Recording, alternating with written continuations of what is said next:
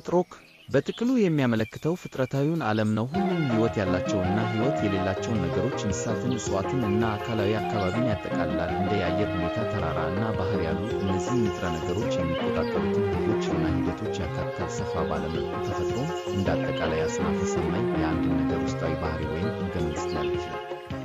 ስለ ጽንሰ ሐሳቡ የበለጠ ዝርዝር ተፈጥሮ በዙሪያችን ያለውን ግዙፉን ዓለም ለመግለጽ ጥቅም ላይ የሚውለው ከእጽዋት ከእንስሳትና ከሥነ ምድር አቀማመጦች በተጨማሪ ከሰው ተጽዕኖ ውጪ ነው። ይህ እንደ የአየር ሁኔታዎች፣ የጂኦሎጂካል ሂደቶች እና የሕይወት ዑደቶች ያሉ ክስተቶችን ያካትታል።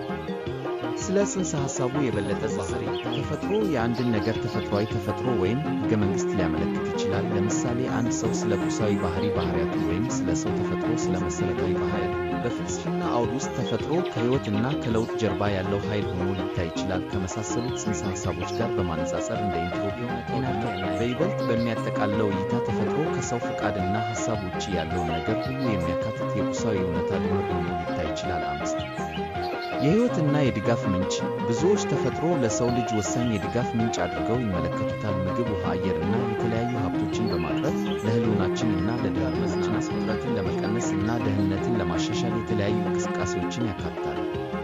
እንደ መናፈሻ ውስጥ በእግር መሄድ፣ በአትክልቱ ስፍራ ውስጥ ጊዜ ማሳለፍ ወይም ዛፎችን መመልከትን የመሳሰሉ ቀላል እንቅስቃሴዎች መረጋጋትን ሊሰጡ ይችላሉ። ለበለጠ መሳጭ ልምድ በአረንጓዴ ቦታ ዮጋ ወይም ከቤት ውጭ ማሰላሰል ወይም በአቅራቢያ ያሉ የተፈጥሮ አካባቢዎችን ለመዝናናት አንዳንድ ልዩ ሐሳቦች እዚህ ያሉ ፓርኮች እና አረንጓዴ ቦታዎች ብዙ ፓርኮች እና አረንጓዴ ቦታዎች አሏቸው። የተፈጥሮ የእግር ጉዞዎች እንደ ኮረብታዎች ወይም ሸለቆዎች ያሉ የተፈጥሮ አካባቢዎችን ያስሱና ከተፈጥሮ ጋር ለመገናኘት በእርጋታ ይራመዱ። የአትክልት ቦታዎች በአረንጓዴ አካባቢዎች ያሉ ብዙ ቤቶች እና ንግዶች የአትክልት ስፍራዎች አሏቸውና በአበቦች እና እጽዋት ውበት ውስጥ መረጋጋት ግርግር በማቋረጥ ለሽርሽር ይዘጋጁና በፓርክ ወይም አረንጓዴ ቦታ ይደሰቱበት። ዮጋ ወይም ማሰላሰል ተፈጥሮን ወደ አእምሮአዊ ልምዶ በማካተት ዮጋ ወይም ማሰላሰል በፓርክ ውስጥ ወይም ከቤት ውጭ ጸጥ ባለ ቦታ ይለማመዱ። የአካባቢ ገበያዎች ትኩስ ምርቶች፣ አበባዎች እና ሌሎች የተፈጥሮ ቁሶች እየተከበቡ የዕለት ተዕለት ኑሮና የአካባቢ ገበያዎችን ይጎብኙ። የፈጠራ ጋር በመገናኘት እንደ ስዕል ወይም ፎቶግራፍ ባሉ ተፈጥሮ በተነሳሱ የፈጠራ ስነ ምህዳርን በመጠበቅ አስፈላጊ የስነ ምህዳር አገልግሎቶችን በመስጠት እና የሰውን ደህንነት እና ኢኮኖሚን በመደገፍ ወሳኝ ሚና ይጫወታል። የዱር አራዊት ለስነ ምህዳር አሰራር እንደ የአበባ ዘር ስርጭት፣ የዘር መበታተን እና የንጥረ ምግብ ብስክሌት ሂደቶችን ጨምሮ የዱር አራዊትን መጠበቅ የብዝሃ ሕይወትን ለመጠበቅ እና የዝርያዎችን ቁጥር መቀነስ ለመከላከል ይጠቅማል። የዱር እንስሳት ጥበቃ በቱሪዝም እና በሌሎች ኢንዱስትሪዎች የዱር አራዊትን አስፈላጊነት በተመለከተ የበለጠ ዝርዝር እይታ ይኸውና ኢኮሎጂካል ጠቀሜታ የስነ ምህዳር ተግባር የዱር አራዊት ለስነ ምህዳር አሰራር የአበባ ዘር ስርጭት፣ የንጥረ ምግብ ብስክሌት እና የአፈር መፈጠር ሚናዎችን በመጫወት ረገድ ወሳኝ ነው። የስነ ምህዳር ሚዛንን መጠበቅ እያንዳንዱ ዝርያ ከነፍሳት እስከ ትላልቅ አጥቢ እንስሳት እንደ የውሃ ማጣሪያ፣ የአየር ጥራት እና የአየር ንብረት ቁጥጥር ያሉ የተፈጥሮ ዑደቶችን ለመቆጣጠር ዱር አራዊት እንደ የሰብል፣ የአበባ ዱቄት፣ የውሃና የአየር ማጽዳትና የአፈር መሸርሸርን የመሳሰሉ አስፈላጊ የስነ ምህዳር አገልግሎቶችን ይደግፋል። ኢኮኖሚያዊ ጥቅሞች ቱሪዝም የዱር አራዊት ጥበቃ ቱሪዝምን በከፍተኛ ሁኔታ ሊያሳድግ ይችላል። ይህም ለብዙ ሀገራት ኢኮኖሚያዊ እድገት አስተዋጽኦ ያደርጋል። በዋይንስ አብልቶ ያሳያል። ሌሎች ኢንዱስትሪዎች ይኖራሉ። ግብርና እና ደን ያሉ ሌሎች ኢንዱስትሪዎች በተባይ መከላከል ውስጥ ሚና ይጫወታሉ። የሰዎች ደህንነት፣ የአካባቢ ጥራት፣ የዱር አራዊት ብክለትን በማውረድ የቆሻሻ ማከማቸትን በመከላከል እና ጤናማ መኖሪያዎችን በመጠበቅ የአካባቢን ጥራት ለመጠበቅ ይረዳል። መዝናኛና የዱር አራዊት የመዝናኛ ዕድሎችን ያቀርባልና በተፈጥሮ አድናቆት ለሰዎች ዘንድ ዘና ይላል። የሰማያዊ ቦታዎች ሳይኮሎጂ ይህን በአይነ ህሊና ተመልከት። አይኖች ቀስ ብለው መከፈት ይጀምራሉ እና በውቅያኖስ ድምፅ ተከበዋል። እንደገና የት ነው ያለው? በማልዲቭስ የ2 ሳምንት ቆይታው የመጀመሪያ ጠዋት መሆኑን በፍጥነት ያስታውሳሉ። ከጨለማ በኋላ የቀደመውን ምሽት ደርሰዋል። ስለዚህ አካባቢውን በቀን ብርሃን አላዩም። ከአልጋ ተነስተው ሰማያዊ ውሃ ባህር ጋር ተገናኝተሃልና ወዲያውኑ ሰላም ነህ። ለሚቀጥሉት 14 ቀናት የምትፈታበት ቦታ ይህ ነው። ነገር ግን እርስዎን የሚያዝናናው አለመሄድዎን ማወቅ ነው ወይስ በዙሪያው ያለው ማለቂያ የሌለው ሰማያዊ ቦታ ነው ወደዚህ ግዛት የሚወስደው? የዴኪን ዩኒቨርሲቲ የቀድሞ ተማሪዎች በብሉ የጠፈር ሳይኮሎጂ ዳይሬክተር እና ዋና የስነልቦና ባለሙያ የሆኑት ዶር ላውራ ሊ በብሉ የጠፈር ሕክምና ላይ ያተኮሩ ናቸው። በስሜታችን ላይ ከፍተኛ ተጽዕኖ እንደሚያሳድር ይናገራሉ። በውሃ አጠገብ መሆናችን ውቅያኖስ፣ ወንዝ ወይም ምንጭ እንኳን ቢሆን ለደህንነታችን ድንቅ ነገር ያደርጋል። እንደ ፓርኮች እና ደኖች ያሉ አረንጓዴ ቦታዎች ለእኛ ጥሩ እንደሆኑ ለተወሰነ ጊዜ እናውቃለን። ነገር ግን በቅርቡ ሰማያዊ ቦታዎች ምን ያህል ኃይለኛ እንደሆኑ መረዳት ጀምረናል። በአቅራቢያ ወይም በውሃ ውስጥ ጊዜ ማሳለፍ ጭንቀትን፣ ድብርትና ጭንቀትን እንደሚቀንስ እና የሰማያዊ ቦታዎች በአእምሮአዊ ጤንነት ላይ ብቻ ሳይሆን ለመርዳትም ተረጋግጠዋል። የሰማያዊ ቦታዎች አካላዊ ጥቅሞችም አሉ። በውሃ አቅራቢያ የሚኖሩ ሰዎች መዋኘትን፣ በባህር ዳርቻው ላይ በእግር መሄድ ወይም ብዙ ጊዜ ወደ ውጭ በመውጣት ብዙውን ጊዜ የበለጠ ንቁ ናቸው ትላለች። እንዲሁም እነዚህ ጥቅሞች ውሃ ራሳችን ወደ ውሃ ውስጥ ሳንገባ እንደገና ሊያነቃቃን ይችላል። በባህር ዳርቻ፣ በወንዝ ወይም በሐይቅ ላይ በእግር ወደ ውሃ ቅርብ መሆን በአእምሮ ጤና ላይ በጎ ተጽዕኖ ሊያሳድር ይችላል። የውሃ ማገገሚያ ውጤቶችም አሉ። በማይታመን ሁኔታ የሚያረጋጋ ሊሆን ይችላል። ሰዎች ብዙውን ጊዜ እንደ ማሰላሰል፣ ማረጋጋት እና እንደገና ማነቃቃት ብለው ይገልጹታል። ሕይወት በጣም አዳጋች ሊሆነች እንደሆነ ሲሰማ ጉዳቶች እና አረንጓዴ ቦታዎች ልዩነቶቹ ምንድን ናቸው? ሁለቱ ሰማያዊ እና አረንጓዴ ቦታዎች ለጤንነታችን እና ለደህንነታችን ጠቃሚ ናቸው። ነገር ግን ሰውነታችን እና አእምሮአችን ቦታዎቹን በተለየ መንገድ ይለማመዳል። ዶርሊ በሁለቱ መካከል ያለው ትልቁ ልዩነት ስሜታችን እንዴት እንደሚቀበላቸው ነው ብለው ያምናሉ። ከሰማያዊ ቦታዎች የእኛን የድምፅ ስሜት ያሳትፋሉ፣ የሚያረጋጋ ሞገዶችን ወይም ረጋ ያሉ ሞገዶችን ያስቡ። በአንጻሩ ሳሩ እንደተሰማህ ወይም ዛፎቹን እያየህ አስብ። በሰማያዊ ቦታዎች እና በአእምሮ ጤና መካከል ያለውን ግንኙነት ማሰስ። በሳምንት 2 ጊዜ ሰማያዊ ቦታዎችን የሚጎበኙ ሰዎች አጠቃላይ እና የአእምሮ ጤና ያጋጥማቸዋል ተብሎ ይታመናል። በሰማያዊ ቦታዎች ላይ ጊዜ ማሳለፍ የጭንቀት የልብና የደም ቧንቧ በሽታዎች እና ያለጊዜው ሞት የመጋለጥ ዕድሉን ይቀንሳል። በ2013 በዩናይትድ ኪንግደም የተደረገ ጥናት የኃይል አካባቢያቸውን እንዲከታተሉ ጠይቋል። ውጤቶቹ ግልጽ ነበሩ። በውቅያኖስ አቅራቢያ ወይም በማንኛውም ትልቅ የውሃ አካል ላይ ሰዎች የበለጠ ደስተኛ እንዲሆኑ አድርጓል። በውሃ አጠገብ መሆን አእምሮን ለማረጋጋት ይረዳል፣ የጭንቀት ድምፅን ይቀንሳል እና የሰላም ስሜት ይፈጥራል። ለሳይኮሎጂካል እድሳት እና ፈውስ ዕድል ይሰጣል ብለዋል ዶክተር ዶርሊ። ደግሞ ውሃ ነገሮችን በእይታ እንደ ውቅያኖስ ያለ ሰፊ ነገር እንደ ድብርት ካሉ የአእምሮ ጤና ተግዳሮቶች ጋር ከሚመጣው ውስጣዊ ትኩረት ሊያወጣን በሚችል መልኩ በዙሪያችን ካለው ዓለም ጋር እየተገናኘ እንዲሰማን ይረዳናል። በቀላሉ ከትልቅ ነገር ጋር ያለው ግንኙነት ነው። ሰማያዊ ጠፈር እንዴት እንደሚሰራ የስነ ልቦና ልምምድ። ሰማያዊ የጠፈር ሳይኮሎጂ በጂሎንግ የሚገኘው በእግሩ የተራመደ ነው። የታካሚ የሕክምና ክፍሎችን ለማሳወቅ ሰማያዊ የጠፈር ሕክምና በተደጋጋሚ ጥቅም ላይ ይውላል። ከበሽተኞች ጋር ሰማያዊ የስፔስ ሕክምና ሲጀምሩ ዶክተር የሚከተለውን ይመክራል። ውሃ ውጥረትን ለመቀነስ፣ ህመምን ለማስታገስና አእምሮን ለማረጋጋት ይረዳል። በውሃ አጠገብ ያለ አስተሳሰብ። በውሃ አጠገብ መሆን በወንዝ ዳር ተቀምጠም ሆነ በባህር ዳርቻ ስትራመድ የበለጠ የመገኘት እና የጭንቀት ስሜት እንዲሰማ ሊረዳህ ይችላል። የውቅያኖስ ቴራፒ ማገገምን፣ በራስ መተማመንን እና ስሜታዊ ሚዛንን እንዲገነቡ ለማገዝ ሰርፊንግ ዋና ወይም የውቅያኖስ መጥለቅን የሚጠቀሙ ፕሮግራሞች በደንበኛው ፍላጎትና ተደራሽነት ላይ በመመስረት እንደ በውሃ አቅራቢያ ያሉ ጥንቃቄ የተሞላበት የእግር ጉዞዎችን ወይም የተመራ እይታዎችን የመሳሰሉ እንቅስቃሴዎችን ማበረታታት እችላለሁ። ከጭንቀት ወይም ከአሰቃቂ ነገር ጋር ከተፈጥሮ ጋር ያለው ግንኙነት በተለይ የውቅያኖስ ቴራፒ ሰዎች ነው ይባላሉ እና እኔ ከባህር ጋር የአንድ ሳምንት የሥራ ልምድን በቅርቡ ጨርሻለሁ። ውቅያኖሱ እንዴት እንደሚሰማኝ ሁልጊዜ እወድ ነበር እና ይህ ለምን ሊሆን እንደሚችል ከጀርባ ያለውን ሳይንስ በመመልከት የተወሰነ ጊዜ አሳለፍኩ። ከታች ባለው የብሎግ ምንጥፍ ውስጥ ያገኘሁትን ዋና ዋና ነጥቦችን አካፍያለሁ። ስላደመነበቡ እናመሰግናለን። 1. ኢንፌክሽን የመዋጋት ማዕድናት። የባህር ውሃ እንደ ፖታሲየም፣ ማግኒዚየም ክሎራይድ እና ሶዲየም ባሉ ንጥረ ነገሮች ፀጉራችን እና ቆዳችን አስደናቂ እንዲመስሉ ያደርጉታል። በተጨማሪም ኢንፌክሽንን ለመዋጋት እና እብጠትን ለመቀነስ ይረዳል። ለዚያም ነው እንደ ኢክማሜ ያሉ የቆዳ በሽታ ያለባቸው ሰዎች እንደ የሕክምናው አካል በባህር ውስጥ ለመዋኘት ብዙውን ጊዜ የሚመከሩት። 2. የአካል ብቃት እንቅስቃሴ ለማድረግ የበለጠ ፍላጎት ያለው ሁልጊዜ ያንን ሩጫ ያስወግዳሉ። ወደ ባህሩ ዳርቻ ይሄዱ። በውቅያኖስ ዙሪያ መኖር ወይም የተፈጥሮ ውበት ብቻ ወይም የቡድን ስፖርቶች ባሉ እንቅስቃሴዎች ላይ ለመሳተፍ ያለዎትን ፍላጎት ይጨምራል። እርግጥ ነው በባህር ዳርቻዎች አካባቢ መዋኘት በጣም የተለመደ ነው። እንደነዚህ ያሉት የኤሮቢክ እንቅስቃሴዎች የአተነፋፈስ ሥርዓቱ በጥሩ ሁኔታ እንዲሰራ ያደርጋሉ እና የሕይወት ዕድሜን እንደሚጨምሩ ይታወቃል። የጄግቢት ለእኛ ጥሩ ነው። የፀሐይ ዩቪ ጨረሮች በላያችን ላይ ሲያበሩ የቫይታሚን አስፈላጊ ነው፣ ምክንያቱም ሰውነታችን ካልሲየም እንዲያመርት ስለሚረዳ። ይህ ደግሞ የስኳር በሽታን፣ ኤምኤስን፣ የልብ በሽታን ይከላከላል እና የካንሰር ዕድልን ይቀንሳል። ሆኖ ሁሉም ሰው እንደሚያውቀው ያለ ጥበቃ ለረጅም ጊዜ በፀሐይ ውስጥ መቆየት አደገኛ ሊሆን ይችላል። ስለዚህ እዚህ አስተዋይ ይሆናል። ጥቅጥቅ ያለ የባህር አየር ለጠራ መተንፈስ። ይህን ያገኙ የባህር አየር ከፍተኛ የጨው ይዘት ስላለው ጉሮሮን እና የአተነፋፈስ ሥርዓቱን ያጸዳል። ይህም ንጹህ መተንፈስ እና የተሻለ ጥራት ያለው እንቅልፍ እንዲኖር ያስችላል። የባህር አየር በጣም ቀዝቃዛ ስለሆነ በቀን ውስጥ ንቁና ጉልበት እንደሚጠብቅዎት ይታወቃል። 5. የባህር ውሃ ጨዋማ መድኃኒት በባህር ውሃ ጨዋማነት ምክንያት ለእኛ ጠቃሚ የሆኑ ብዙ ባህሪያት አሉ። ትናንሽ ቁርጥራጮች ወይም ግጦሾች በጨውና በማዕድን ይድናሉ። ባህሩ የጡንቻን ችግር ወይም የመገጣጠሚያ ማረጋጋት እንደሚረዳ ተረጋግጧል። 6. አሸዋ የቆዳ ጥራትን ይጠብቃል። በባህር ዳርቻ ላይ በጥሩ አሸዋ ላይ መራመድ ልክ እንደ ፔዲክቸር ነው። ነፃ ካልሆነ በስተቀር ዝቃጩ የሞተውን ቆዳ ከእግርዎና ከሰውነቶ ላይ ለማውጣት ይረዳል። ቆዳው ለስላሳና ጤናማ እንዲሆን ያደርጋል። 7. ውቅያኖስ ከትክክለኛው ቦታ ነው። የአንጎል ምስል ጥናት እንደሚያሳየው ከውሃ ጋር ያለው ቅርበት አንጎሎ ዶፓሚን እና ኦክሲቶሲንን ጨምሮ ጥሩ ስሜት ለመስጠት የተቆራኘ ነው። ለዚህም ሳይሆን አይቀርም ሐዋይ ላለፉት 6 ዓመታት ከሁሉም ግዛቶች ደስተኛ ሆና የተመዘገበችው የባህር ውስጥ ባዮሎጂስት እና ጥበቃ ባለሙያው ዋላስ ኒኮልስ ባህሩን በትክክለኛው ቦታ ላይ እንዳሉ ለአእምሮ የሚነገር እንቅስቃሴ እኮ በማለት ሲገልጹ ለውሃና ውቅያኖሶች ያለን ምላሽ ጥልቅ ነው ብለዋል።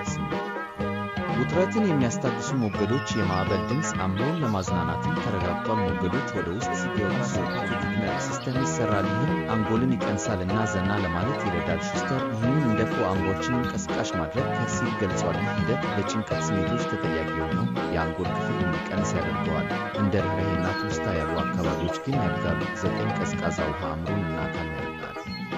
በቀዝቃዛ ውሃ ውስጥ መዋኘትም ጥቅሞች አሉት። የዊም ሆፍ ቲዎሪ ቀዝቃዛ በሆነ የሙቀት መጠን ውስጥ መዋኘት የእሱ ቃላቶች ሳይሆን እንደሚቀይር ይገልጻል። በሚቀዘቅዝበት ጊዜ አድሬናሊን የሚለቀቀው ጡንቻው ንቁ ሆኖ እንዲቆይ እና የስሜት ሕዋሳቶቹ ንቁ እንዲሆኑ ነው። በቀዝቃዛ ውሃ ውስጥ አዘውትሮ መዋኘት ጡንቻዎትን ያጠናክራል፣ አእምሮውን ያሰላል እና ከረጅም ዕድሜ ጋር በጥብቅ የተቆራኘ ነው። 10 ሰማያዊ የባህር ዳርቻዎች ይረጋጋሉ። በውቅያኖስ አቅራቢያ መገኘት የአእምሮ ጤና ጥቅሞች እንዲሁም አካላዊ ጥቅሞች አሉ።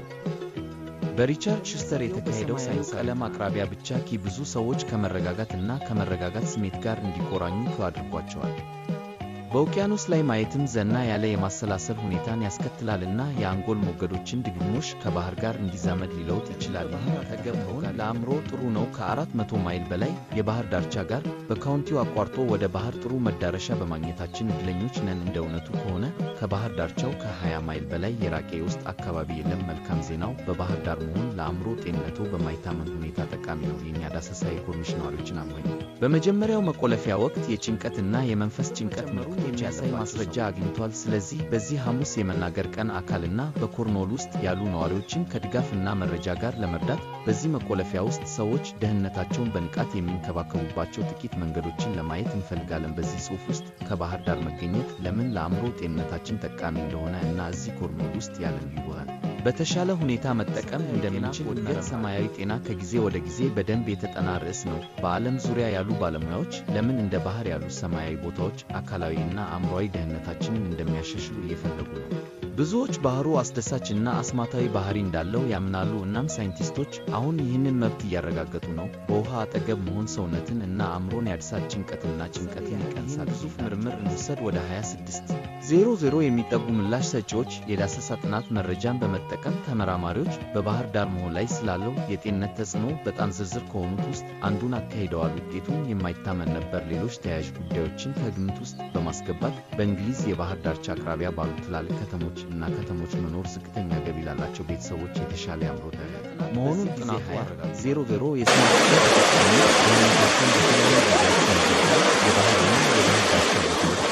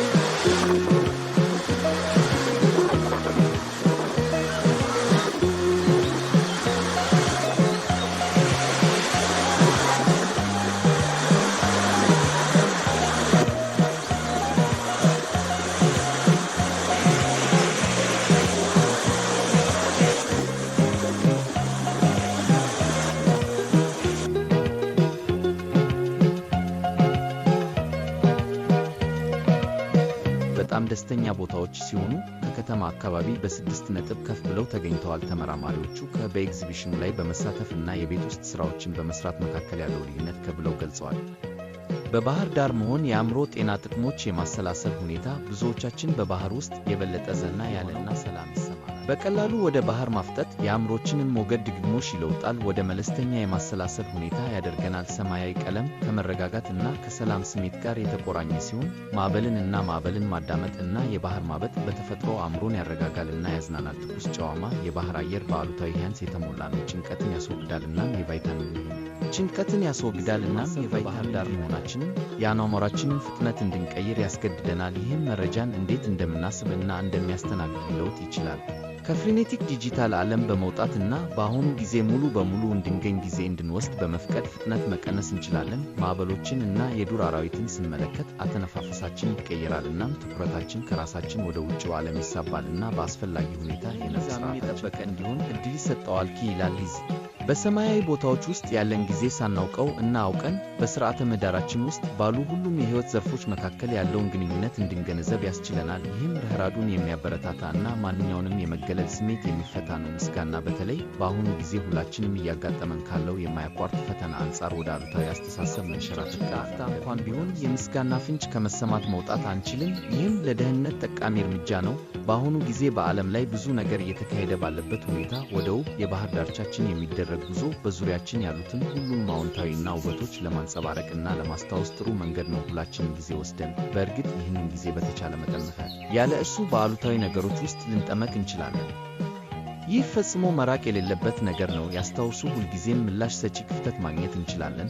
እኛ ራሳችንን በመረጃው መሰረት ልንሰጥ እንችላለን። ሁላችንም መረጃውን ልንሰጥ እንችላለን። በመሰጠት እና በመለማመድ ደህንነት ሰማያዊ እርጥብ እና ጥግ ላይ መሆኑን በንቃት አስታውሱ ይላል ጆ ኤስ። ወዲያውኑ የማሰብ ችሎታ በባህሩ ውስጥ ዘልቀው ከገቡ ወይም መቅዘፊያም ካለዎት በእንቅስቃሴው ውስጥ ሙሉ በሙሉ የመጥለቅ ገባት ተፈጥሮን እየተመለከትክ አይደለህም ውስጥ ነህ እና የውቅያኖሱን ስሜት፣ ድምፅ፣ ኃይልና ጣዕም ሙሉ በሙሉ ታውቃለህ ከሲል ጆቲ ተናግሯል። አክሎም በባህሩ ውስጥ ስለ የመሬት ሕይወት ችግሮች ለመጨነቅ ብዙ የጭንቅላት ቦታ የለም፣ ምክንያቱም ውቅያኖስ ወደ ውስጥ በገቡበት ቅጽበት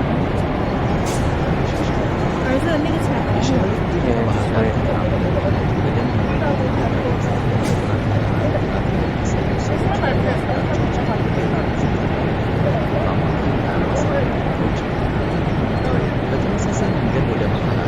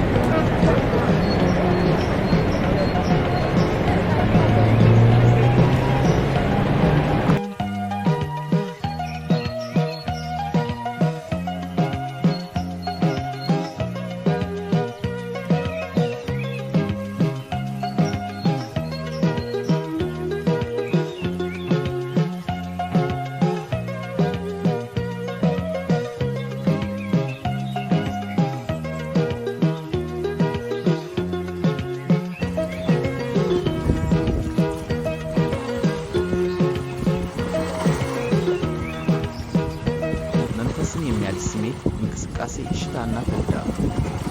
መዋኘት፣ ተንሳፋፊ፣ በጀልባ ወይም በስፕሪንግ ላይ በውሃ ውስጥ ያለዎት ጊዜ ብዙውን ጊዜ በራስ የሚገደቡ ገደቦችን ለመመርመር ጊዜና ዕድል ይሰጥዎታል። ይህም በዚያ ቅጽበት እንድትገኙ ያስችሎታል። ይህ በተለይ ከራሳቸው ስሜቶች ጋር በተለምዷዊ የግንኙነት ዘዴዎች ላልሆኑ ሰዎች፣ ለምሳሌ እንደ ጆርናል መጻፍ ወይም ከጓደኛ ጋር ስለ አእምሮአዊ ጤንነታቸው መወያየት፣ በባህር መግለጽ ውስጥ ባህሩ ከቋንቋ በላይ በሆነ መንገድ እንደሚሰራ እናምናለን። ስሜታቸውን ለመግለጽ ለሚታገሉ ሰዎች ባህሩ ሰዎችን እንዲሰማቸውና ከስሜታቸው ጋር እንዲገናኙ የሚያደርግ ነገር ነው። በጸጥታው ውስጥ ወይም በባህር አቅራቢያ ብቻ ሊገኝ የሚችለውን መረጋጋት እና ሰላም አንድ ነገር አለ ብለዋል። ከባህር አጠገብ መሆን እንዴት እንደሚደሰት ጫማውን አውልቁ፣ ወደዚያ ውጣ፣ የባህርን ጨረፍታ ወይም ማግኘት በቀኑ ያለህን አመለካከት ሊለውጠው ይችላል ሲል ጆቲ ተናግሯል። ትኩረት ይስጡ።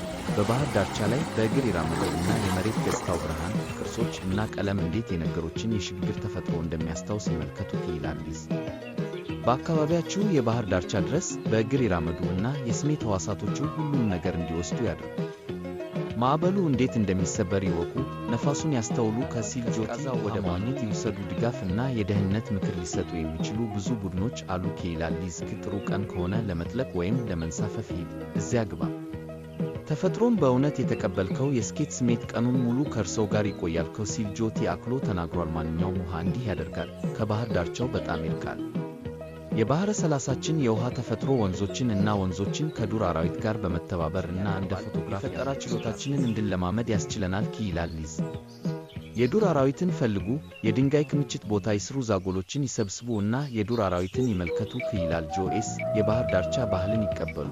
በአካል ወደ ባህር ዳርቻ መድረስ ካልቻላችሁ ራስዎን በኮርኒሽ ባህል ውስጥ አስገቡ። የኮርኒሽ መጽሔቶችን ያንብቡ እና የአካባቢያችንን የባህር ሕይወት የሚመለከቱ የቴሌቪዥን ፕሮግራሞችን ናቂ። ካውንቲ የባህር ዳርቻ ባህሪያት ጋር በትክክል እንዲገናኙ ይረዳዎታል ትላለች ሊዝ። ዝም በል በቃ ዝም ብለህ ሂድና ዝም በል። ይህ የመጨረሻው ነጥብ። ብዙ ጊዜ ችላ የምንለው ለራሳችን ጊዜ ይሰጠናል በቅጽበት ውስጥ እንድንሆን እና በእኛ ላይ የሆነ ያለውን ነገር እንድናስኬድ ያስችለናል። ራስ ወዳድነት ወይም በፍላጎታችን ከልክ ያለፈ አይደለም። በሕይወት የመኖራችን እና የምንኖርበትን ይህንን ሀብታም እና የተለያዩ ዓለም ይናገራል። በማጠቃለያው ዓለም አሁን ለብዙዎቻችን እንግዳ ቦታ ሆኖ ይሰማናል። ነገር ግን እዚህ ኮርኗል ውስጥ በባህር ውስጥ የአእምሮ ጤናን በሚያሳድጉ ኃይሎች በመከበባችን እድለኞች ነን። ዝም ብሎ ወደ ባህር ላይ ማየት፣ ማዕበሉን ማዳመጥ፣ ጣቶቻችንን መቅዘፍ፣ ለዛጎሎች የባህር ዳርቻን መፈተሽ ከጥቅማ ጥቅሞች ጋር ይመጣል። እንግዲያው እድሉን ካገኘህ ለምን በባህሩ ዳርቻ ላይ አማካኛት ሞክርና በኋላ ምን እንደሚሰማ እናመሰግናለን። ቻናሉን ላይክ፣ ሼር እና ሰብስክራይብ በማድረግ ይደግፉን።